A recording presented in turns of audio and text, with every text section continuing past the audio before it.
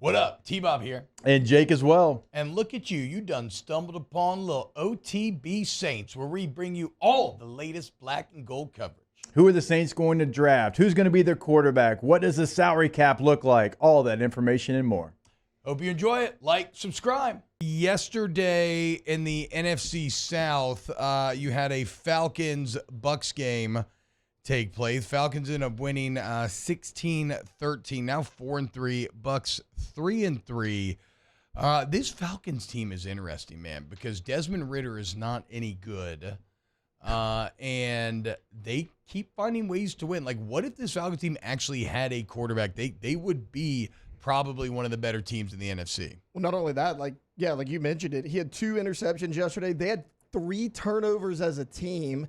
He was also running into the end zone for a touchdown, and Antoine Winfield Jr. punched the ball out. It wound up being a touchback. The Bucs got the ball back again, and yeah, I mean, that defense that Arthur Smith has is really, really good because Bijan Robinson had a quiet day as well. Yeah, it wasn't, but they still ran the hell out of the ball. Tyler Algier was the guy yesterday, but yeah, it's just weird. It's like when you look at the box score and how Desmond Ridder's performing, you're like, this team's like 2 wins, 3 wins maybe, and then like they're at the division lead right now. I know. Nobody does a better Peanut Tillman punch than Winfield. It's unbelievable how much that works for him. Peanut Tillman, shout out. Yeah, I guess the question becomes, are the Saints now the 3rd team in that division? It's certainly, I don't want to be too much of a prisoner of the moment, but it certainly feels that way. Because not only are the Saints not winning, but the vibes that are starting to swirl are so bad. Did you see Mike Thomas responding to Nick Underhill's tweet? Did you see that, Jay? The progression. Ooh, I did not. So, you know the play where Derek Carr got really mad at Chris Olave for not continuing to run, even though he threw like an awful pass out of bounds, which granted, maybe the pass was awful because as he's releasing it, he sees what's going on. Like, whatever. I don't care about the quality of the pass. But, so Nick was tweeting something along the lines of about like what Olave's responsibility was on the play, yada, yada, yada, and kind of alluding to the fact that he thought maybe he wasn't even the progression. And Mike Thomas straight up chimed in the thread and confirmed it, saying that like Olave was not in the progression. His job was simply to like run a guy off that play. Yes, because he was saying the backside and the cover 2. You're right. I did see that. Yes. And so, again, when I talk about bad vibes, that is where things are starting to fracture a bit. And Mike Thomas, for all intents and purposes this year, has been a really good team player and said all the right things. And has been like, put it on us, the players, yada, yada, yada. But yeah, I can't read that. Give me the full thread here so I can read it verbatim. So I'm not. I did see the clip as well. I mean, he was certainly. I think if it's the one that I have in my memory bank, he was coming across a formation like on a dig route, and was pretty open. Let me see here. Okay, it says, what was the original Nick? If you scroll up, tweet though, if you scroll up, it says Olave said after the game that he'd take the blame for that play, talking about the 3rd down. And no question, he should be running that all out. But that pass was never supposed to go to him, and he's not even in the progression. Yeah, and then Michael Thomas responds to this tweet saying, quote, exactly, his job is only to collision the outside shoulder defender. He is never the throw, not even an alert. Only advice I would give him is to take the ball and know Taysom runs fast. So he has to run even faster to clear it out. But the progression is 7-22-13. Eyes only went to 7. Ooh. Yeah. I mean, at the end, Mike Thomas calling out his quarterback for not going through his progressions. Did you see the quotes emerging out of the Jaguar safety? I can't remember his name, what he was saying about Derek Carr. Basically saying, yeah, that's what Derek Carr does. He checks it down. We knew it. That's all Derek Carr does is check it down. He'll hit his back foot and he'll check it down. And basically said that was their entire game plan, was just going to lean into that. They knew they could manipulate Derek Carr in doing that. And well, lo and behold, look what happened. Well, T-Bob, it's worse than just the Falcons though being good, because if you watch that game, like Baker Mayfield played a really good game. He had one bad decision where he slightly overthrew his receiver. It ended up in an interception. The Bucs very well could have won this game. He completed 65% of his passes for 275.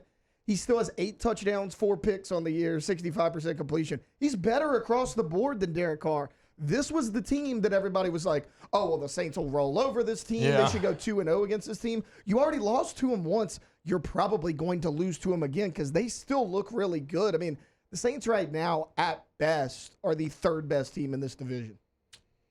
Yeah, it's a bad feeling. Gotta give Ryan Nielsen some props too in Atlanta. I'm sorry to cut you off there. you But ex-Saint, kind of a disciple of Dennis Allen. He's done a really good job, and with some ex-Saints players too. Caden Ellis being over there. Anyamata. And on Yeah. Oh, gosh, that one's still. I don't like that one. I don't know. I kind of like the Saints interior this No. year. They're fine. They're fine. I like the way that that. Onyemata played. Yeah. I mean, Herbstreit called it out on Derek Carr. Like, I think the thing that you noticed was if you're a check down Charlie, but you're going through your progression, that's okay. That's a smart play, actually. But when you're hitting your back foot and going check down, that's where you have real issue because you're not going through your progressions. Because you don't have pressure. There's not a ball play in this world that the check down's the first read. It's not going to happen any level, even if you don't know what you're doing in coaching. So when you hit your back foot to throw a check down, you've predetermined that. And that's where you get into trouble. If you predetermine at any level, but certainly in the NFL, you're not going to be successful. Yeah. There's coverages, there's route concepts that work in those coverages, and you have to go 1, 2, 3, check down.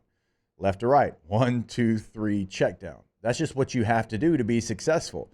So if you're already predetermining you're going to throw that, how are you ever going to have an explosive play? Think about the Saints' explosive plays this year.